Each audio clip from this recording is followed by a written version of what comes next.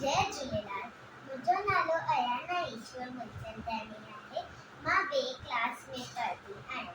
अॼु मां तव्हांखे हिकिड़ो सिंधी बहक ॿुधाईंदमि। सुठा संस्कार माउ ऐं पीउ जो चयो मञिजे, सदा अदब में तिन जे रहजे, नित उस्ताद खे मान ॾिजे, जीअं हू चवे तीअं कजे, भाउ ऐं भेण सां रखजे प्यार, तिन सां कोन कजे तकरार, सवेल सुम्हजे सवेल उथजे, अवल दणीअ जो नालो खिंजे,